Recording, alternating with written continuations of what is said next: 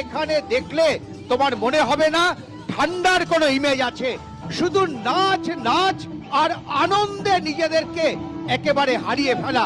বিশু যে ছবি দেখাচ্ছে বিশ্বজিতের ক্যামেরায়, শুধু নাচ। এবং আজকের দিনটা বছরের শেষ আর মাত্র 50 মিনিট বাদে, আর তার আগে একেবারে আনন্দে উত্তাল হয়ে উঠেছে এই গোটা ক্লাব চত্বর।